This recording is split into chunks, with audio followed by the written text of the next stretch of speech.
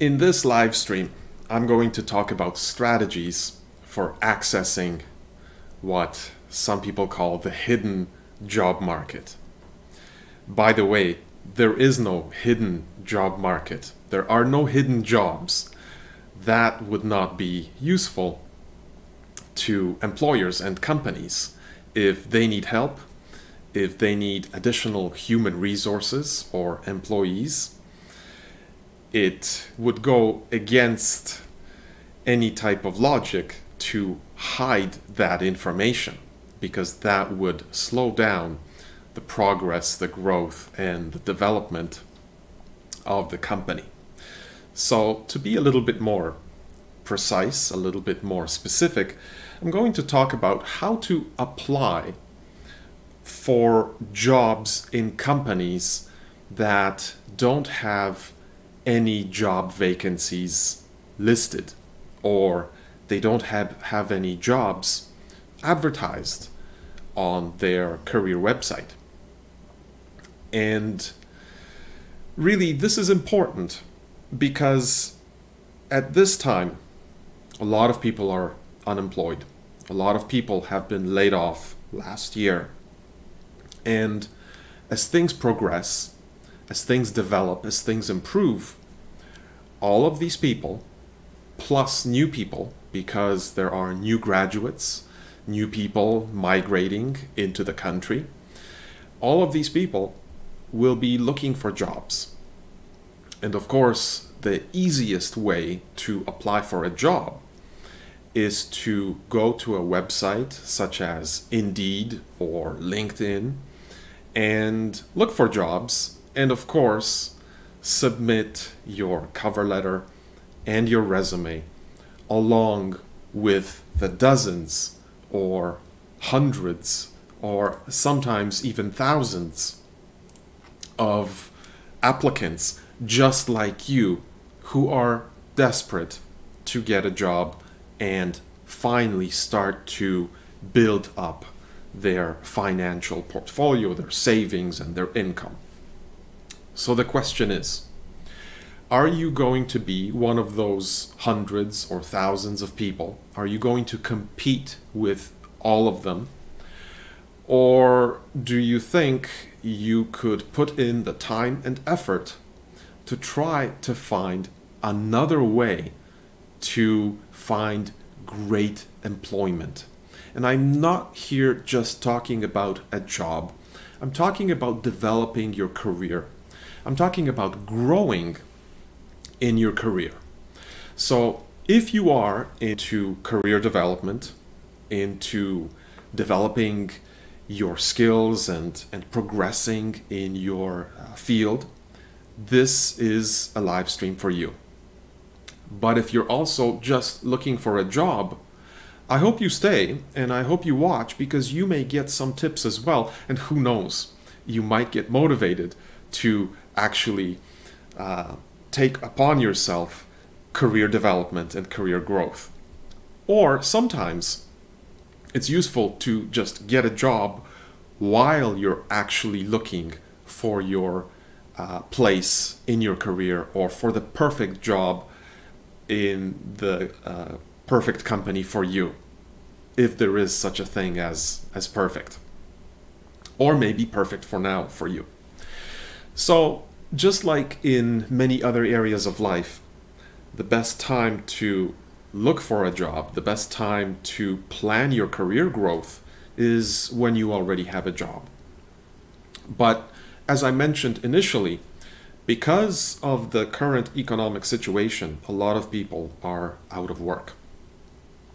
And so the strategies that I'll be sharing with you, the tips and the suggestions, apply to any situation. Once you're aware of them, once you know them, you can then use them at any time. You can use them now, or you can use them later when the time is right for you. So I'm going to start with something that maybe you haven't thought about in terms of looking for a job, and that is mindset, or your perspective. The way you approach your job search and the way you think about yourself as a job seeker. So my question to you right now is, are you thinking about yourself as a job seeker? Are you looking for jobs? Are you going to places like Indeed, like LinkedIn, or other job boards and looking for jobs? Because if that's the way you're thinking about yourself, I'd like to challenge you to think about yourself in a different way. And let me explain. Think about this. You are not a job seeker. You're a salesperson. Your resume is not just a job search document. Your resume is a marketing document. And if your resume is effective, it will result in a job interview. So step one, you create an effective resume so that you can market your experience, your education, your skills, and that will hopefully get you a job interview. Now, at a job interview, it's face-to-face, whether it's on a Zoom call or a Skype call or in person. It's still live for the most part, in most cases. And that's where you are selling yourself. So it's a two-step process. First, marketing, and second, sales. So as a job seeker, it doesn't matter if you're in IT, if you're an engineer, if you're in hospitality, if you're in sales, or if you're in any type of career field. If you're looking for a job, you are a salesperson and the product is you. So I'd like you to shift your perspective away from job seeker and towards sales. So now, we're going to use this sales analogy to help me explain why it's so important that you think of yourself as a salesperson selling your skills, your accomplishments, your education, your skills. So let me give you a sales analogy. In the past, I used to be in corporate sales, so I know that world really, really well. So, as a service provider, a company that provides services, the salespeople in that company have two options. Option number one, and two options for looking for customers to sell their products to. So the first option is to be proactive, to actually go out and cold call. Cold calling means you're reaching out to people or to other companies who could possibly use your product or service. And in order to be an effective cold caller, now cold calling doesn't just mean getting on the phone and calling people you don't know. I mean, that used to be the case before the internet. That's the only way you could do it, aside from writing letters. But phone calls were the most effective. These days, you can have many other types of ways of contacting people you don't know in other companies, such as Facebook. LinkedIn is probably the most popular one right now. Phone is still very effective. Any type of social media works as well. So getting back to the sales analogy, you are a salesperson working for a company. The company in this case is you. And you're reaching out to people to try to sell the product, which is you.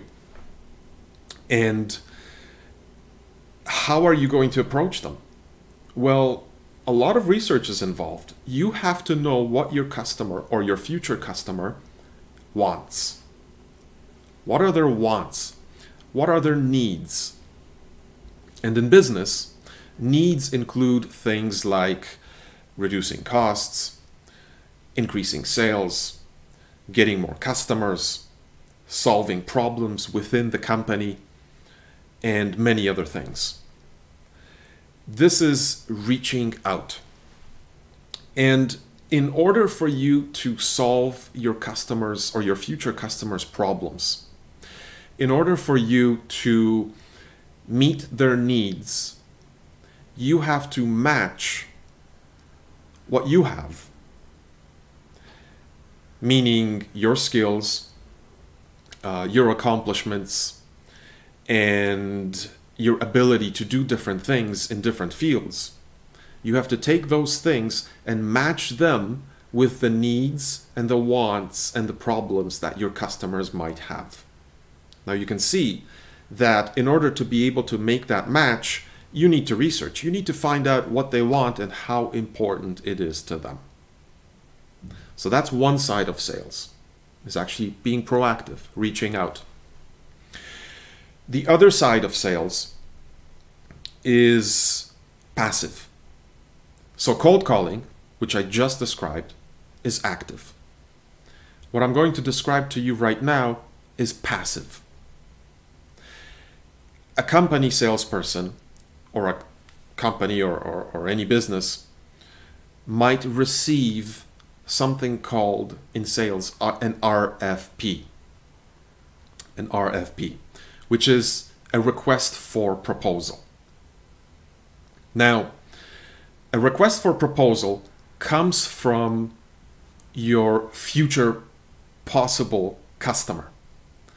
So that company has a need, they have a want, they have some sort of a problem and they need it fixed.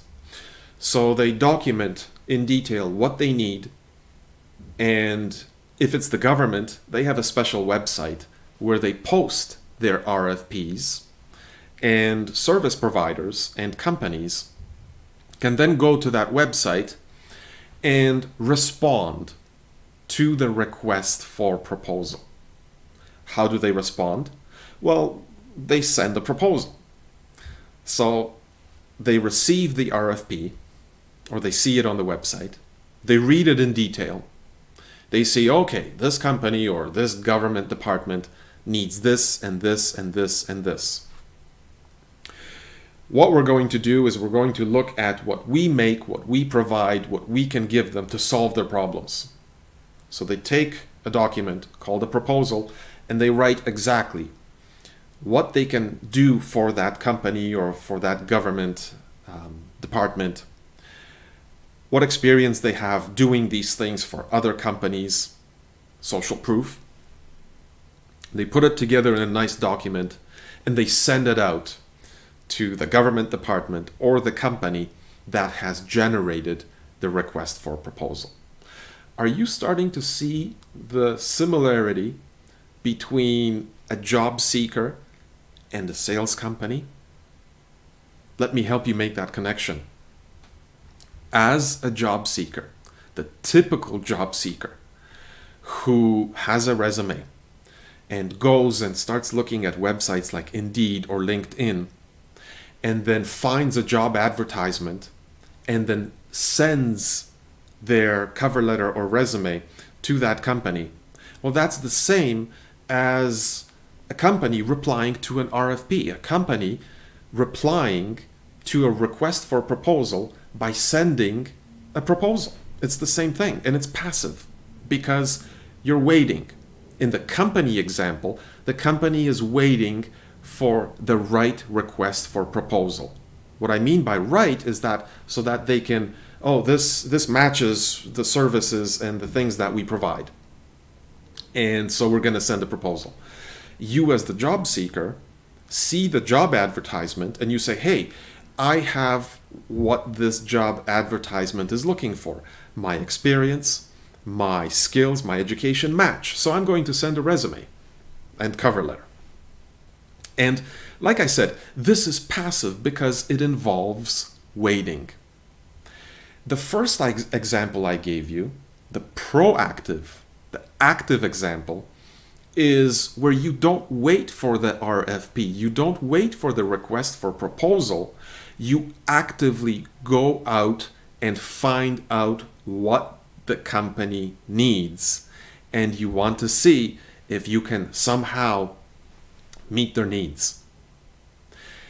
The passive example with the RFP and the request for proposal and then sending the proposal has a much lower chance of being successful, because your potential future customer is dictating the rules.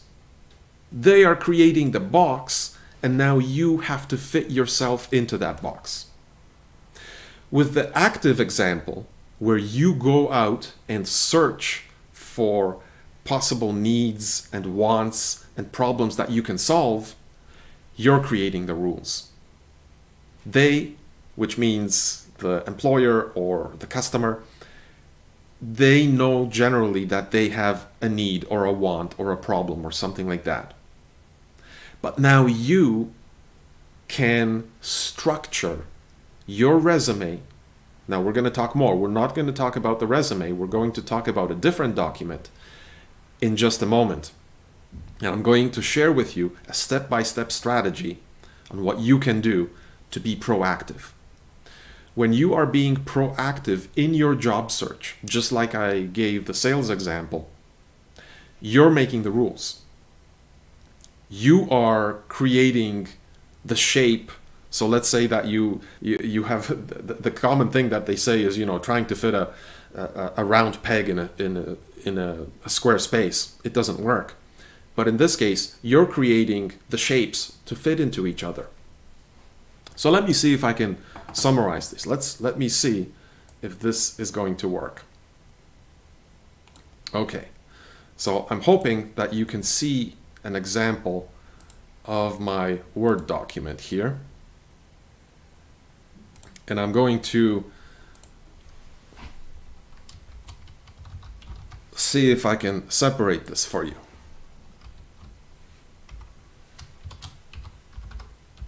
Okay, so on the left side of the note, you can see I wrote passive, and that is the RFP example, where you're waiting for the RFP, or when you're a job seeker, you're waiting for the right job advertisement to show up so that you can respond to it. This is passive. On the right side, you can see I wrote the word active. This is where you are reaching out to the company to learn about them and then offering them a solution that you have. In this case, the solution is your experience, your skills, your education, what you can do for them. So, in the typical job seeker situation,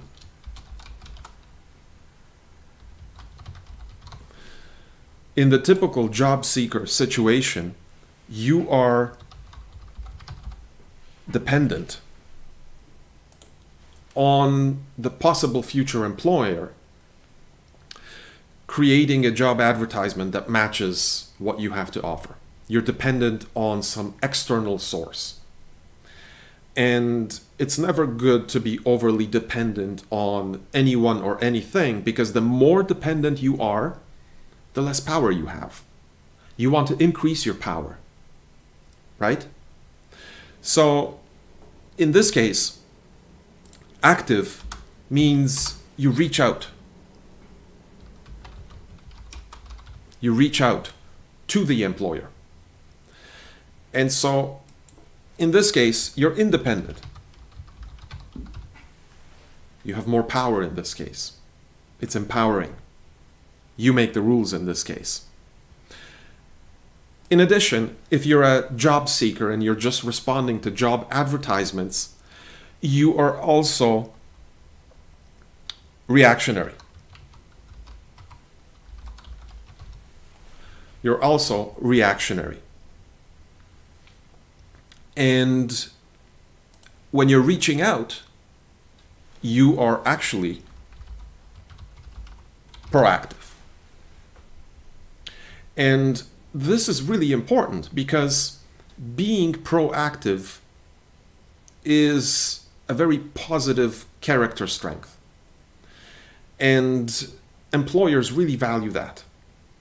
You may have seen that many employers write in their job descriptions, or maybe you've heard it in college or university or school or throughout any other of your experiences, that employers are looking for people who are proactive, who take initiative, who have leadership qualities. Now, you don't have to be a leader, to show leadership qualities.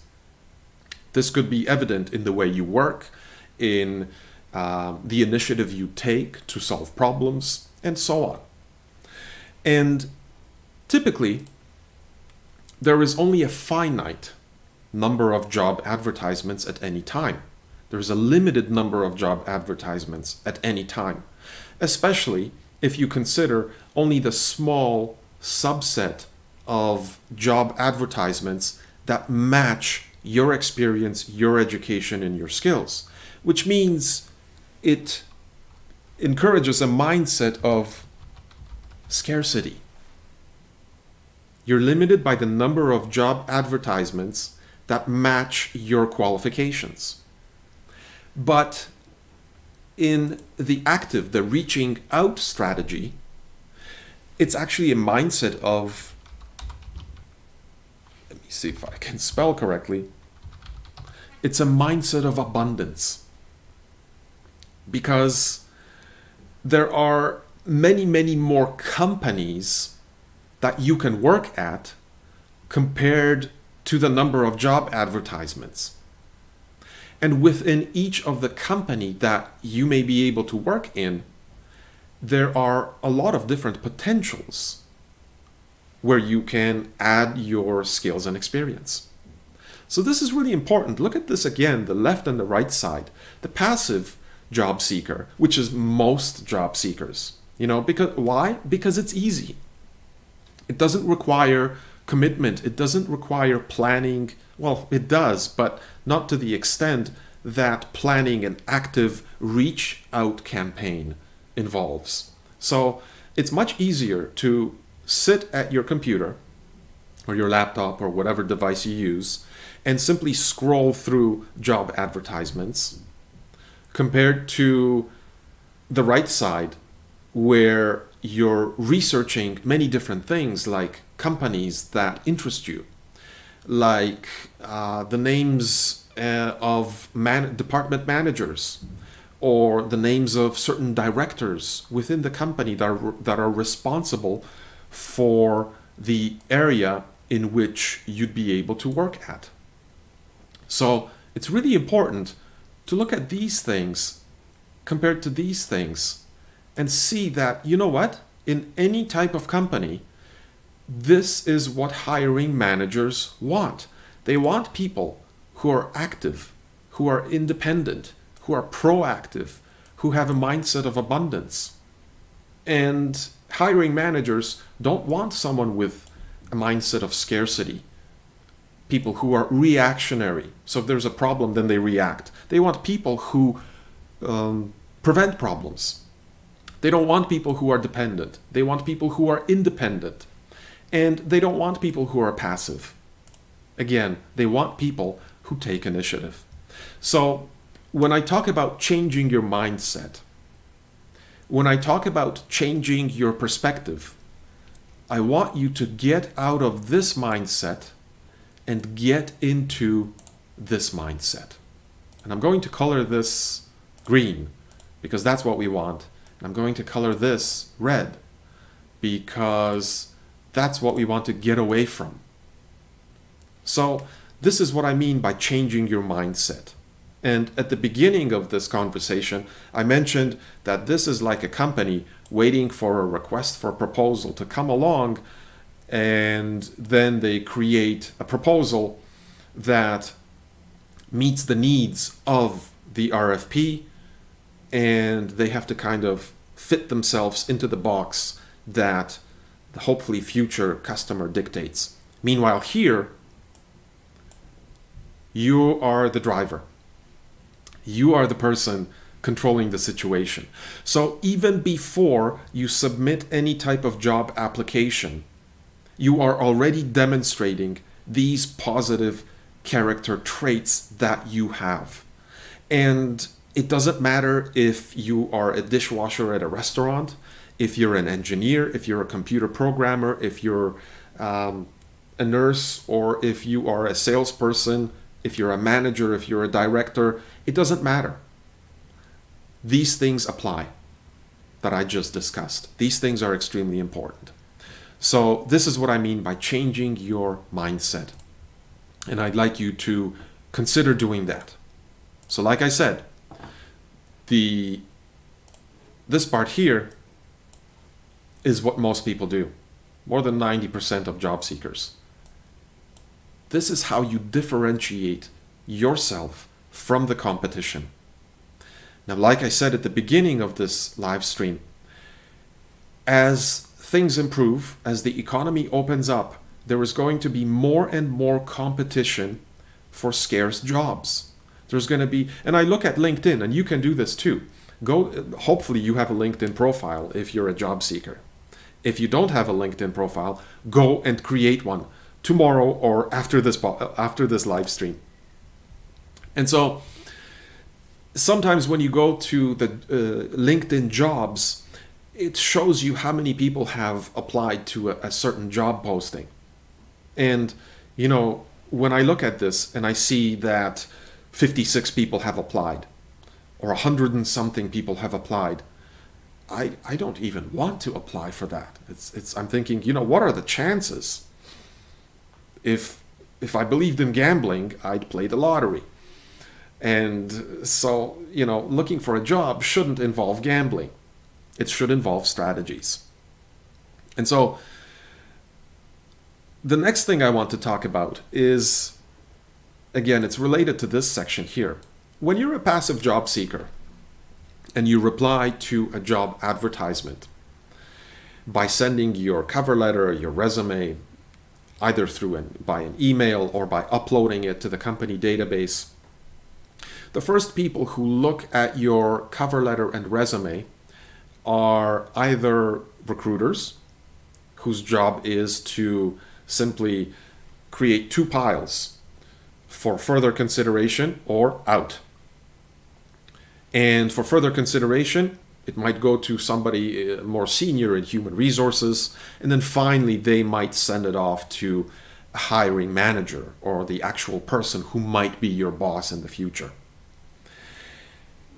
Again, I compare this to sales, because in a company that responds to a request for proposal, when you, let's say, when you as a salesperson who represents the company, and you send a proposal to the company who sent the RFP, guess who's receiving your proposal? It's not the decision maker. It's typically the purchaser. And the purchaser is kind of like a recruiter or a human resources person. And I can tell you from my experience that many companies do this. They actually take the 3 proposals that they receive that are the closest match to their criteria specified in their request for proposal, the RFP, and they take 3 and they look at the price of those 3 and they pick the middle one. That's how they make that decision. Imagine that the product is you. Would you want a recruiter or a human resource person to make a decision about you like that, in this type of way? Probably not. I wouldn't. But when you take this approach on the right, when you're active and you're reaching out, you choose who you contact. You need to contact decision makers, the people who actually make the decision about who they want to join their team or their department. This could be the director of the department or the department manager. It really depends on the size of the company. Or if the company is small enough, perhaps the company president or even CEO. So by being active and by reaching out, you decide who you start communicating with. And the number 1 rule is only reach out to decision makers. When I was in sales, I would only reach out to decision makers. And these would be people. How do I know who's the decision maker? It's the person who signs the check. It's the person who controls the money. Who's the decision maker in hiring? Well, it's not the recruiter, and it's not the hiring resource person. Now, when I say recruiter, I mean company recruiter, not the recruitment agency. Even though in a recruitment agency, they don't make the final decision, the actual company does. So in any case, typically, it's the department manager, the hiring manager that makes the decision. This is the person that you need to reach out to. And we're going to talk about a strategy on how you can do that effectively. So we're going to put this away. We're going to put this model of scarcity away because you know how to do this. You write a cover letter, you write a resume. By the way, if you're new here, make sure you visit my other videos where I show you tips and suggestions on how to write an effective resume. But you do that, and then you, like I said before, upload it to the company database, or you send it in an email, and you wait. You wait for a phone call, typically from a recruiter who's going to hopefully invite you to the first interview, which typically is a phone interview. We're going to move away from that. And we're going to go and we're going to talk about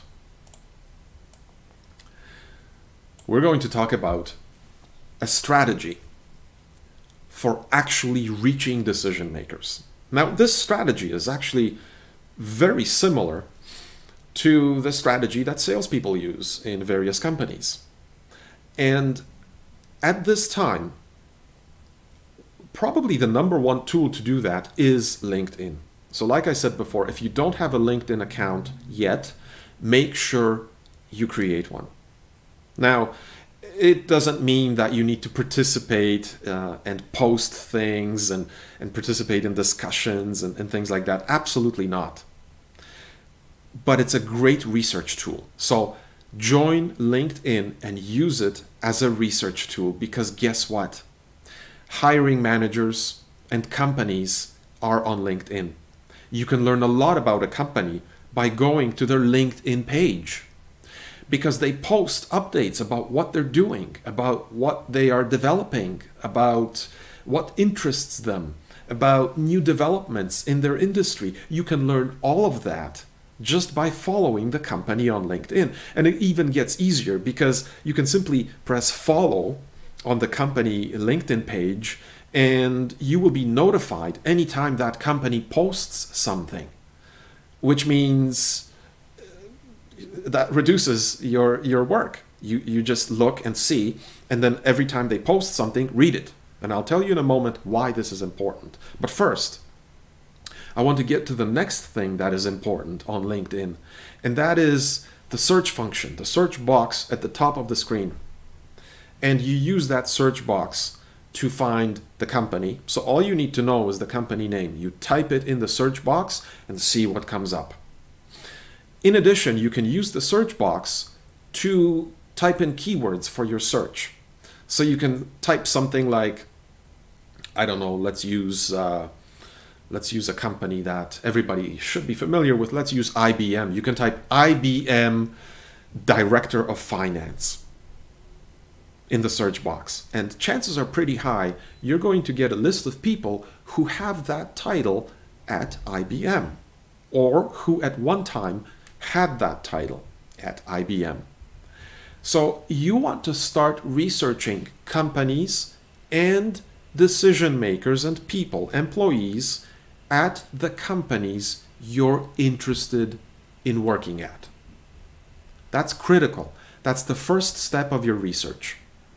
Now, when you're researching people working at the company or companies you're interested in, because you should be researching more than one company. Don't put all of your eggs in one basket. Diversify your search, because just like in sales, and this is actually similar in dating, rejection is the name of the game. So chances are you're going to get a lot of no's before you get a yes. But the yes that you do get will be of very high quality. So let's go back to the strategy. First, research. LinkedIn research. Research the company follow the company so that you get updates from them, and then research people in the company. You want to research two types of people. First, you want to research people who are department managers, who are directors in the area that you specialize in. So if you are if you're a mechanical engineer, you probably want to look for people with those types of titles. In addition to that, you want to look for something like manager or director, someone higher level, but not too high. The reason for that is if you look for a CEO of a large company, two things will happen, or rather, two things will not happen. Number one, your chance of actually connecting or having a discussion with that person is pretty small, but not impossible. In fact, I had a student in one of the college courses I was teaching, and she, if my memory is correct, I think she was from Mexico, and she worked at an international company in Mexico, and then she came here to Canada, and she was studying in Canada, and she actually, I was actually teaching a course on what we're talking about right here. I encouraged her to find a branch of the company she worked at in Mexico.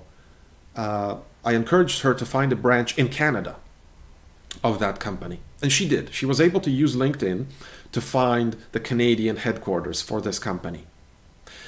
Further, she did more research and she found the CEO of the Canadian branch on LinkedIn. And we were just learning how to, I was teaching the students how to write a LinkedIn connection request. And I do have a video on my LinkedIn channel on how to do that as well.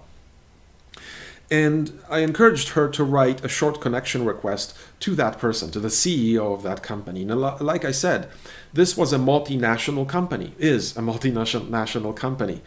It's a large company. But guess what? During class time, he actually connected with her. He accepted her connection request and wrote back to her. So during the time of the class, she was able to find the company on LinkedIn. She was able to find the CEO of that company in Canada. She wrote a short connection request to him. She sent it. He accepted her connection request, and he wrote back to her. She just opened up a communication channel with the CEO of the Canadian branch of that company. How wonderful is that? Do you think she differentiated herself from anybody who might be looking for a job in that company? Absolutely she had. Absolutely she had. And this is something that you need to do as well.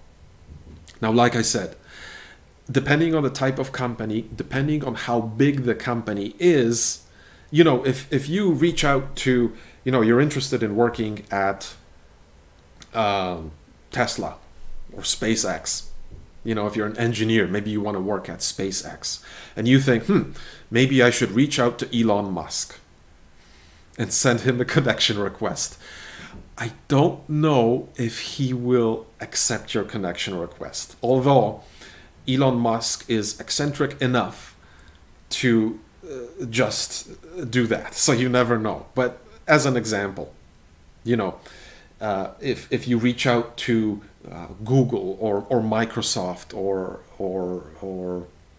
Starbucks, to any of these CEOs, chances are pretty small that they're going to reply to you. But if you connect, or if you reach out to the director of, I don't know, the IT director at Starbucks, chances are a lot higher that that person will actually connect with you or reply to you if you write a compelling connection request to that person.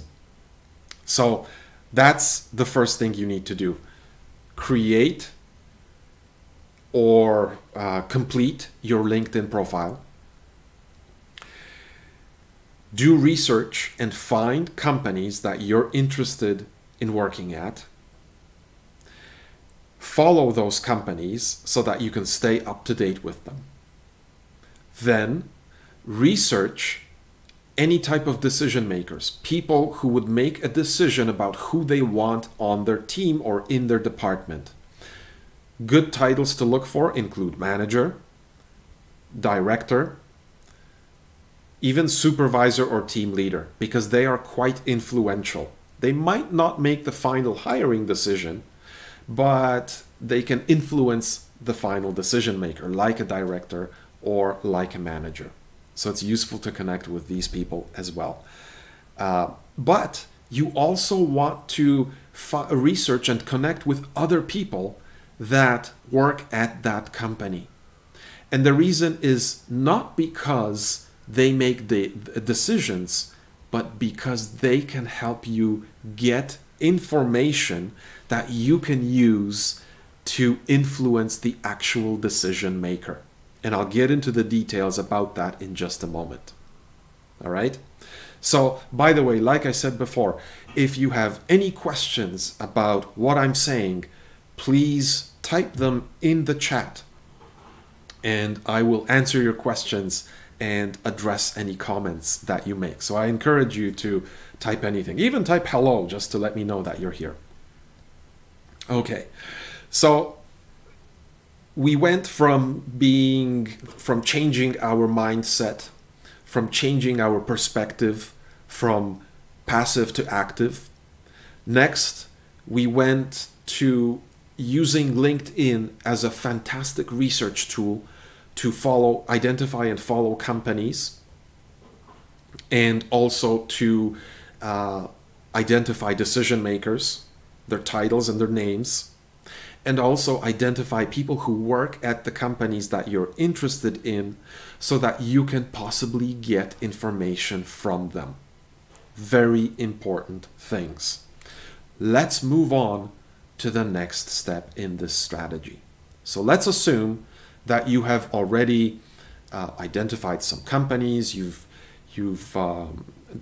identified some people that you want to connect with. You wrote personalized connection requests to those people. And don't be upset if they don't connect with you, if all of them don't connect with you. This is normal. This is absolutely normal. It's the same as going to a job interview. You know, you might get a dozen job interviews. You're only going to get one job. In sales, we might, as salespeople, make 100 phone calls, but only get maybe 5 people interested in talking to us about our product.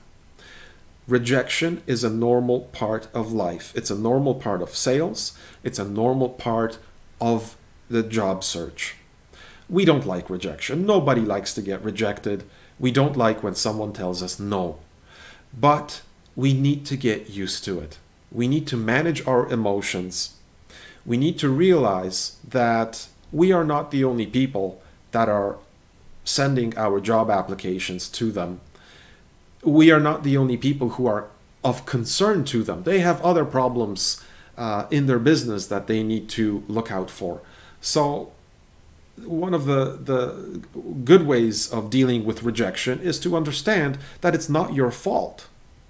You're probably just a small part of their daily communication, and your importance in their daily life is probably pretty small. So the next tip I'm going to share with you is to show you how you can increase your importance to them to increase your likelihood, your chance of them actually responding to you in a positive way. So we've made all these connections, we've sent out all these connection requests, some of these people have connected with us, and this is great. It's time for the next step. The next step is actually very powerful. And the name of the next step is called a pain letter. A pain letter. And let me go back here to our notepad here. And I want to write that right here for us to see and keep in our minds. A pain letter is similar to a cover letter. There are several important differences though. when we connect with the decision makers on LinkedIn, we don't want to be desperate. We don't want to show them that the only reason we're connecting is to look for a job. We don't want to do that. Desperation never gets us anywhere. We need to provide value. So, just like a salesperson making a cold call, in order to set up a sales meeting, you are now a salesperson for yourself. You're selling your skills, your education, your experience, your qualifications, and you want to communicate value. How are you different from other applicants? Well, number one is you're being active. Again, look at the right side of the screen. You're being active. That right there differentiates you. The second thing that's going to differentiate you is your cover letter, or I should say your pain letter. Here's an interesting statistic. Generally speaking, only about 2% of cover letters, 2% of regular job applications receive a callback. That's the left side of the screen in red, the passive job seeker.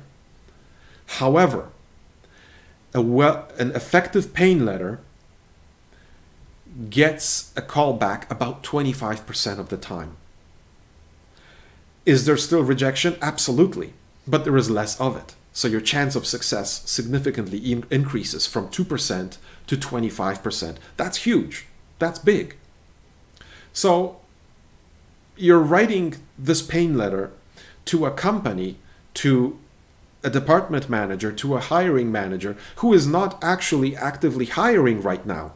Because like the title of this live stream says, we are looking for jobs in companies that have no job vacancies. But keep this in mind.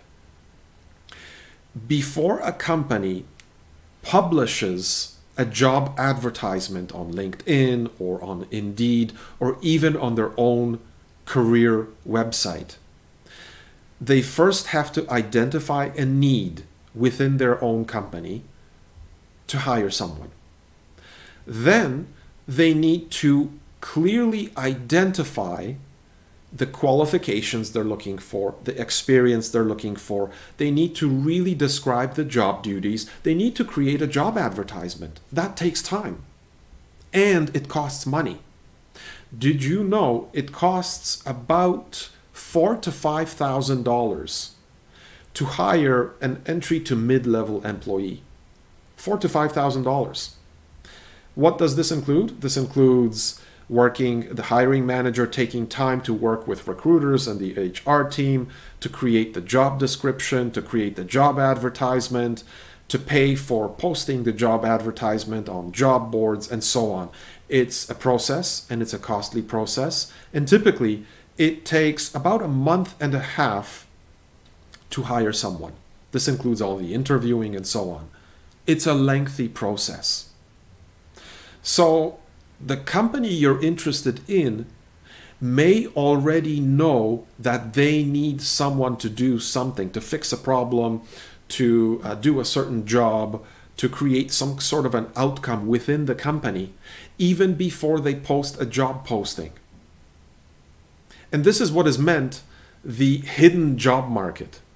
It's not hidden, it's just not revealed yet. When I think of the phrase hidden job market, I think about somebody sitting in a company and thinking, all right, we've got jobs. We're going to hide them from all of these people and see what happens. Again, like I said before, this is not a very resourceful strategy for the company. They want to fill that position as fast as possible. And when you are proactive, you're actually helping them to do that. You may even save them money because they might not need to take $4,000 or $5,000 of meetings and so on. They might not need to create a job advertisement because you're coming to them already. Now, what are the chances of that? They're pretty small. But you know what? If you're actively identifying companies that you're interested in working at, and you are communicating with the decision makers, and you're writing pain letters, and you're doing research, you're increasing your chance, and you're showing them that you are proactive, that you do take initiative. You are showing them that you're valuable. All right, so let's get back to the pain letter strategy, as I highlighted here. So the pain letter typically has a certain process. It has a flow. And I want you to remember this flow because it's useful when you're trying to persuade anyone to do something. If you're trying to persuade a hiring manager that you provide value, that you can help solve problems, that you can provide the outcome that they're looking for, you're going to persuade that hiring manager to interview you, to speak with you further. So let me share with you the 4-step persuasion process that your pain letter will go through. And it's the acronym AIDA. And that stands for, that actually has the acronym AIDA. A stands for attention. You want to get the decision maker's attention. And think about this. TV advertisements, any type, if you watch YouTube videos or if you watch any Vimeo or whatever video source you have and you see advertisements, this is the exact formula that they use. Pay attention and you'll see it. You'll identify it. I stands for interest. After you get their attention, you need to get them interested. After you get them interested, you want to inspire desire. You want to get them to want to talk to you more. And then after they have that desire to talk with you more, you want them to take action. So this is the flow of your pain letter. First, you want to get the person's, the decision maker, the hiring manager, the department manager, maybe the CEO, you want to get their attention. Once you get their attention, you want to get them interested in continuing to read more. Start to get interested in you. When they start to get interested in what they're reading, you want to get them to want to talk with you more. Why? Because you solve problems. Because you create positive outcomes. And then after that, you want to get them to take action. Now, in this case, related to the pain letter, action doesn't mean giving you a job. Action means having a conversation with you. That conversation doesn't need to be an interview. It can simply be a conversation. I mean, after all, maybe they really don't need anybody at this time. But you know what? If you take the decision maker, if you take the hiring manager through the journey of attention, interest, desire, action, you now have earned a place in their mind. Which means that if you continue communicating with them, not every day, you don't want to be a pain in the butt, you want to provide value. So you may want to connect with them every month or so. Again, we did this in sales.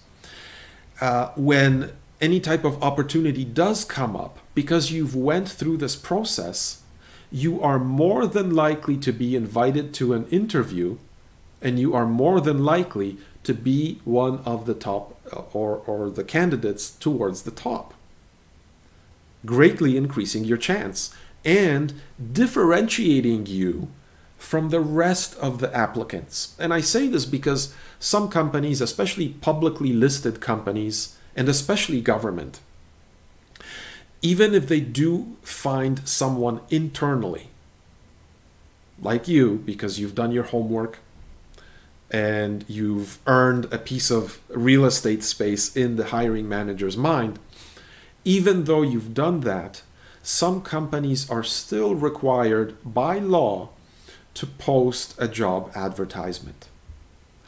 Maybe maybe you've had the experience of applying for a job that you know you're the perfect fit for, but you didn't even get an interview. You didn't even get a call back.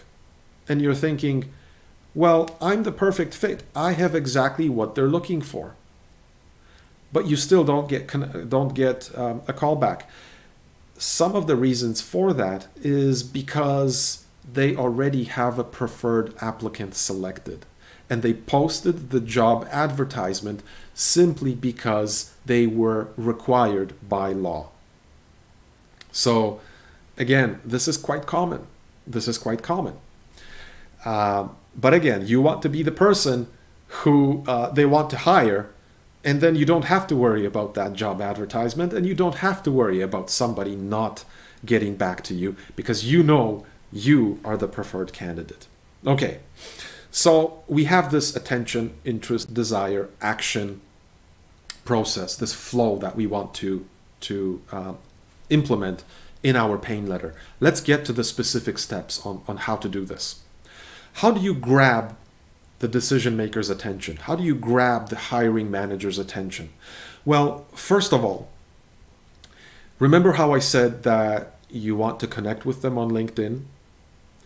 And once you connect with that person, you will be able to see their posts on LinkedIn. And even if you don't have the opportunity to connect with them, because sometimes LinkedIn has these restrictions where, you know, if you have to send them in mail, or you have to have LinkedIn Premium to connect with somebody who's a third connection, or so on. So you might not be able to reach out to them, but you can still follow them. You can still follow them. So if you press follow on their profile in LinkedIn, you'll be able to see their posts. Now, you now have some benefits. You know the person's name, and you're following them, so you can stay up to date with what they are posting. And you can see what's relevant to them, what they're concerned about, what they are thinking about. Once you have the person's name, their job title, and the company where they work at, it's much easier to find their work email address or their phone number. And this is where it's useful to be connected to other people in the company where you want to work, even though they're not decision makers or hiring managers, because they are more likely to connect with you than, say, the president or CEO or some director. A mechanical engineer is more likely to connect with you than the director of engineering at some company. And once you connect with some of the employees at that company, you can then reach out to them and ask them questions. You can ask them, who's the department manager? Who is the director of this branch or of this department, or so on? Now, don't just write who is. Be professional, be polite. I was wondering if you could let me know, or you can share with them your situation. You'd like to learn more about the company. Would they be able to share the name of that person with you? And alternatively, if you feel really confident and courageous, you can pick up the phone, call the receptionist of the company, or call the assistant or administrator or office manager and ask them. And you can say, you know, I'm very interested in learning more. I am growing my career. I'm developing my career, and I'm looking to learn from people who are successful in this field. Would you be able to share with me the name of this person? Most of the time, they will tell you. Unless, of course, you know, if you want to work at the CIA or the FBI or something like that, they will not tell you. Just a warning, they will not tell you. But for any other company, regular companies, you're more than likely to get the answer, to get the name of the person you're looking for. And then you can do different searches online. And many times, especially for a larger company, you'll be able to learn the email address of that person, and then you can send them your pain letter directly. Although it's much better to connect with them in LinkedIn if you could. It's called breaking the ice, you know.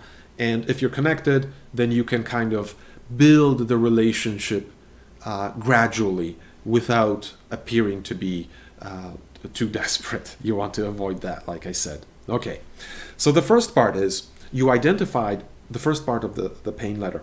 You want to get that person's attention. You want to get the hiring manager's attention.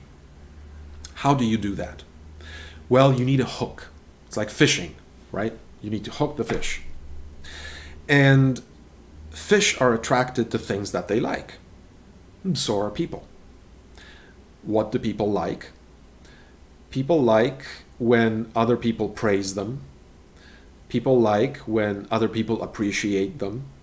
And people like when other people respect them and find what they do useful or inspirational.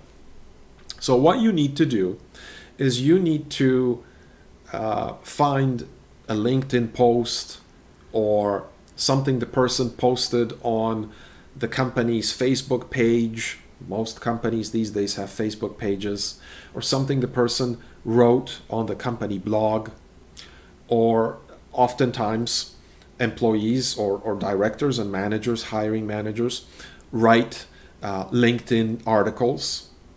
So this is where your research continues. Read those things. Read those things. And this is your hook.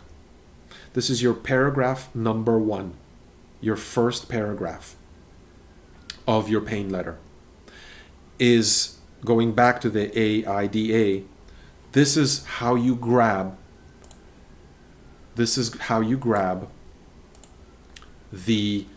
decision maker or hiring manager's attention. You comment, you write something like this. You write, "We haven't talked before, but I read your blog post on LinkedIn about," and then write whatever it was about, you know, electrical circuits or artificial intelligence or whatever it is. "And I learned a lot from it." And then maybe in the next sentence or two, write what you learned. "I really appreciate your perspective on artificial intelligence in research," as an example, or something like that. And this is your hook. You just told them you like something that they wrote, that you learned something from it, and that it inspires you. That's how you get their attention. Now, it's easy to write it, but it takes some time and some research to actually find it. So, your hook, your first paragraph, and remember, your pain letter should be short. These people, because they're decision makers, because they're directors and managers, they don't have time. Or if they do, it's very little. So you want to make sure that what you write, they can read quickly and easily. Short sentences, short paragraphs. Your pain letter should be a maximum of 3 paragraphs. The first paragraph is the hook. It's where you get their attention. And the best way to get a person's attention is to compliment them in some way and to tell them that you benefited from something that they did. Now, it doesn't have to be something on a blog post. It could be from a news article, a company news feed, a Twitter post. Some companies, you know, depending on the industry, if it's for example, architectural design, maybe they have an Instagram account. You can comment about an Instagram post that you saw. Now, don't comment in the Instagram post, because chances are they won't see it, they won't notice it, and they probably won't read it. Plus, it's just a very limited amount that you can write. But include it in your hook, in your first paragraph of your pain letter. And then, the last sentence of your first paragraph should begin to build interest, to help the decision maker or the hiring manager to get interested in what you're saying. So this means the first part, maybe 1 or 2 sentences, identify what you've read or what you saw that the hiring manager or the department manager posted, and that you learned from it or that it inspired you. And then the second sentence, write what you learned or how it inspired you. Get into a little bit more detail. So your first paragraph is specifically about that person. It's about, it's telling them what you appreciate about them, because that's what gets a person's attention and starts to get them interested. Now your interest sentence will then transition into helping them be more interested in you, but also to start to want to talk to you. This brings us to the second paragraph of the pain letter. And this is where you demonstrate your value. To be able to demonstrate your value, you need to be able to identify your accomplishments. Now, when I teach how to write accomplishment statements, and you can find that video on my YouTube channel as well, many people struggle with it, and very often students who maybe are new graduates or they're new to their career, or people who've changed careers and they're just starting out in a new career, they often tell me, I hear this all the time, I don't have any accomplishments. This is what a lot of people say to me. And of course, my reaction to them is, really? I bet you do. And I ask them some questions, and then they're stunned, they're shocked that they actually have so many accomplishments. So it's much easier to identify your accomplishments if you're an experienced career professional. But what if you're not? Small accomplishments are very important. Did you organize a database? Did you fix a small problem? Did you prevent a problem? Did you resolve a conflict when you were working within a team? Did you prevent a conflict? Were you able to lead a team? Were you able to create a schedule and stick to it? Were you able to organize a workflow? Maybe if you're in project management. But what if you don't have a lot of work experience? What if you don't have work experience? Well, do you have any volunteer experience? Many people do, some people don't. But most people have experience creating and completing projects at school, at college, at university. Those are important accomplishments as well. If you got a good grade on a project, that's an accomplishment. If you were part of a team that created a project or a report, that's an accomplishment. So whenever the outcome was positive, whenever you had a positive result in something that you did that's related to your professional life, that is an accomplishment. Everybody has some kind of accomplishments.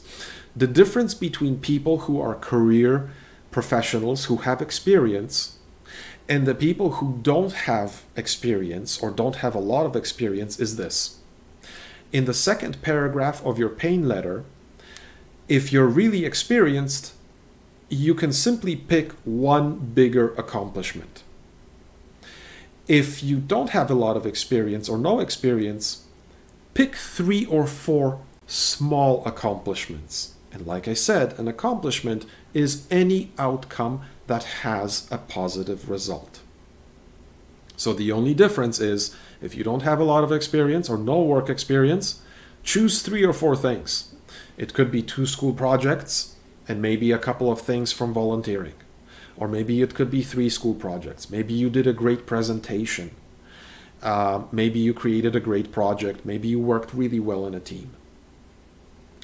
So in paragraph number 2 is where you move away from the personal thing that you talked about with the hiring manager, and you broaden your scope to include the company, the whole company. So here's where you need to do research. Like I said before, you need to make a list or be familiar with your accomplishments. But the second thing you need to research is, what is the company doing right now? Let me elaborate on this. For example, what challenges or problems is the company facing? Maybe they have increasing competition. I was actually working with a financial investment company, and they were telling me that one of their challenges is that there's increased competition from banks, from smaller investment companies, and that is impacting the rate of return. Right there is a challenge that they're facing. It's not a problem, but it is a challenge within the industry. It could be a new project that the company is working on, and companies usually work on many different projects. And remember, I said before that it's very useful to connect with other employees in the company. Well, guess what? You can contact them using LinkedIn and ask them, what kind of projects is the company working on currently? Or where could you let me know where I can learn more about the projects that the company is currently working on? Ask them. Maybe the company is creating a new product development. Maybe they are developing a new type of technology, or maybe they're implementing a new type of technology. Maybe they're changing their customer relationship management system. Maybe they're updating that. Or maybe they are growing. Maybe that's one of their goals for the fiscal year, is growth. Maybe they are involved in acquisitions. Maybe they are expanding to other markets geographically. Or maybe, they have other goals. One of the ways to learn about that, like I said, is contacting other employees in the company. But if it's a large publicly traded company, you can also look at their annual report that's published annually. You can look at their Twitter feed, the company Twitter feed.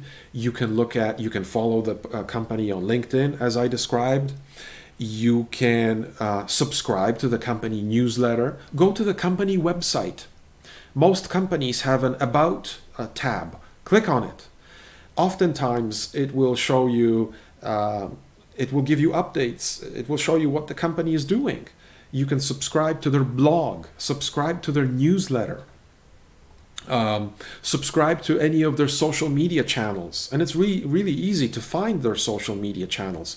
Go to the company website and look for the little pictures of the social media icons. Click on them, connect, follow, and pay attention.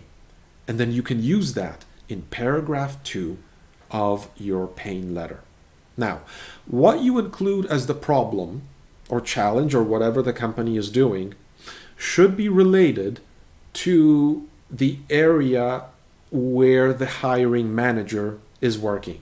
So for example, if you're an engineer, you want to focus on engineering challenges, problems, or goals or projects.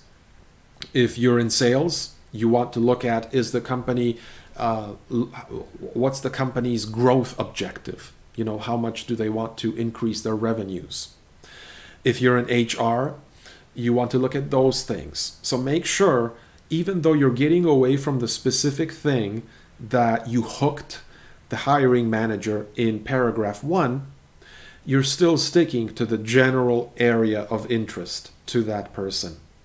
But, like I said before, you're now looking at the whole company, but from the perspective of that department. So, like I said, engineering, IT, sales, whatever field you're in. And then choose, let's say you're an experienced person, choose one of the issues or challenges or goals that they have. Take one of the accomplishments that you've identified that you have, and then match it to the company's challenge, problem, or goal. And say something like this in paragraph number 2.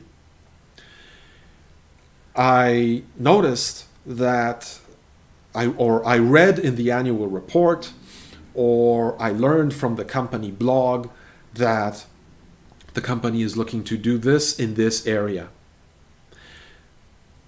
I was very successful of solving this problem or meeting that goal in this company that I worked at, and name the company, because eventually, hopefully, you'll be able to share your resume with them, and tell them how you provided value in your area, but how that value is related to what that company is now facing, the one that where you want to work at.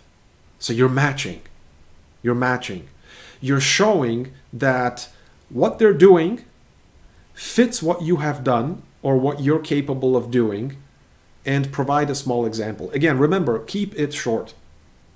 Just like the name of this channel, KISS. Keep it short, simple, and specific. That's exactly what you want to do in your pain letter. So let's go back. Paragraph number 1 is the hook. You're getting the attention of the decision maker, the hiring manager. How do you do that? You positively comment about something that you saw that they wrote or posted. This could be on LinkedIn, on any social media channel, and you tell them that you either learned a lot from it or it inspired you in some way. And then in paragraph 1, finish off, and this is how you grab their interest, by saying, briefly elaborating what you've learned or how it inspired you. And then you transition, you build interest, and you start to create desire by saying, in addition to that, another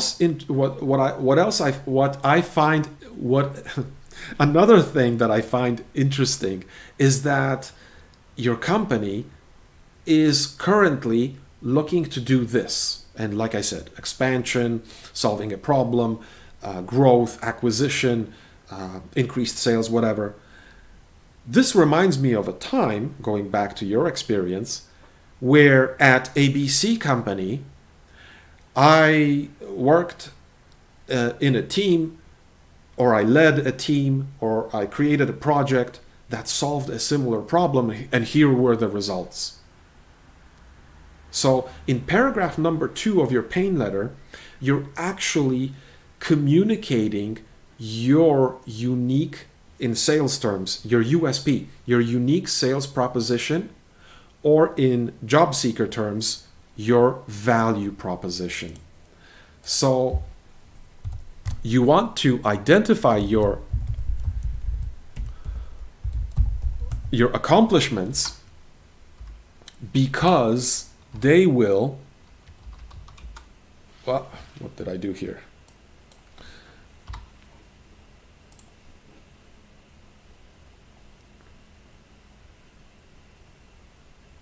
Are we still here? Good. Okay. Because your accomplishments will help you to communicate your value proposition. And that's just fancy terms for showing how you are a fit for the company that you want to work at. It's showing the value that you can bring to the department manager's team, and in this case their department, because that person is the hiring manager. So this is why it's important for you to spend time identifying your accomplishments, because they become part of your value proposition. And you take your accomplishments and you match them with the research you did about the company. And from your research, you find some kind of a problem or a challenge or a goal that the company is looking to achieve. And then you match your value proposition with what the company wants to do by demonstrating how you did that or how you did something similar. Now, paragraph 3. This is where you ask for action. No cover letter, no pain letter is complete without asking for action. What do you want? Well, when you're writing a concise and powerful pain letter, you want to talk with the decision maker. You want to talk with the hiring manager. So you can write something like this. And you want to show enthusiasm too, because this person doesn't know you. This person is not expecting anyone to be interested in a job at the company if the company doesn't have any job vacancies posted on their career website. So showing some enthusiasm is really important because it shows your interest. And you can write something like this. I would love to share with you more details about how I achieved the results that I described in a brief phone call.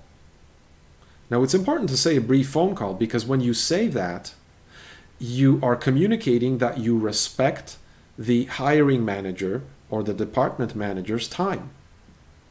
Ask for a phone call. You can even make it in the form of a question. Would we be able to talk briefly about the steps I took to whatever you described in paragraph 2, increase sales, solve this problem, complete this project, reduce costs, help develop a new product, design a new system. Ask them for a phone call and then tell them how they can reach you. Or tell them, ask them when would be a good time, or something like that. So, 3-part pain letter. Your pain letter, to summarize, demonstrates that you have done research. It demonstrates your enthusiasm. It demonstrates your interest. It demonstrates your research skills because you found specific information about the company. You're already demonstrating the value you can provide, even before you speak to that person. It's all about demonstrating and communicating value. So, I hope this makes sense. And this doesn't mean that you need to give up, on doing this.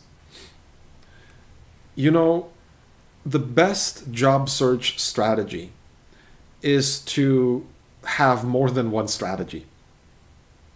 This means absolutely keep an eye out for job postings. Customize your cover letter and resume to different job advertisements and apply. Apply to these job postings. Just keep in mind that you're competing against a lot of people. But at the same time, be proactive, take initiative, and do research about these companies. And, you know, I understand that most of the time, if you're looking for a job, it's because you need one. You need to put food on the table. You need to have an income. You need to pay your mortgage. You need to pay rent. People have car payments. People have bills to pay. It's important to have a job. Keep in mind that to find a really rewarding job, to get back on the career train, can take you 3 to 6 months, sometimes more. I know people who've been unemployed for a year and they've been actively searching. It doesn't mean that you can't take a job in the meantime. It doesn't mean you can't take a job that you're not completely satisfied with. Take that job. It's better to have some kind of job on your resume than a very long period of no job. Because believe me, recruiters and hiring managers will ask you, why do you have this gap in your resume? So what you can do is take a job in the meantime, have many strategies for searching for jobs, such as this one here. You might get a job that you're not fully happy about. Take it. You never know the new skills you can learn. You never know the new people, the new connections you can make. Always be professional. But during that time, continue your active search. So the active search is not the only thing you should be doing. It's one of the things you should be doing. But you should be doing it especially if you are interested in growing and developing your career. The proactive way is the best way to do that. It takes a little bit more time, it takes research, it takes effort, but the rewards are huge. And the payoff is very rewarding. So, as I said, what I'd like you to do is, number one, change your mindset, change your perspective. Number two, instead of a cover letter, write a pain letter. Don't ask for a job. Don't ask for a job if a job is not posted. Ask for a conversation about how you were able to solve a similar problem in the past. And see where that conversation takes you.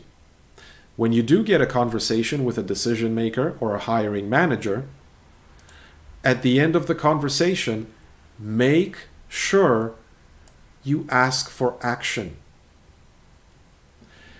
One of the things you can do, so this is the action after your pain letter, this is the action after you have a conversation as a result of your pain letter.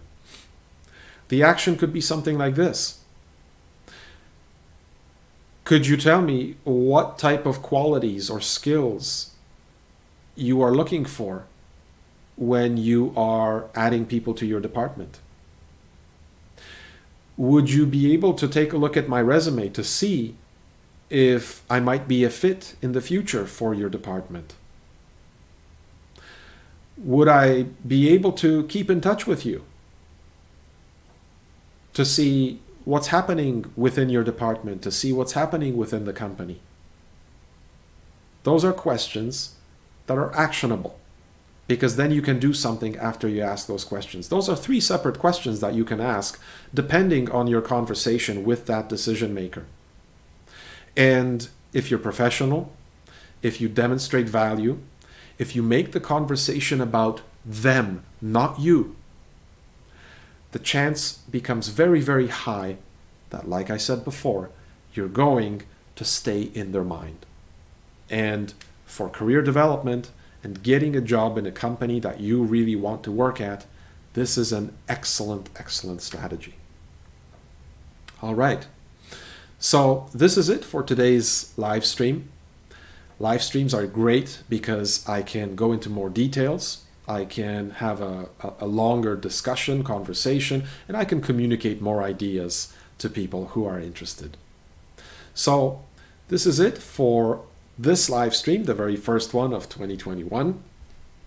And I hope to have other live streams to share information with you to help you in your job search, in your career development, and to provide value for you. In the meantime, if you are not subscribed to the channel, please make sure that you do to stay up to date.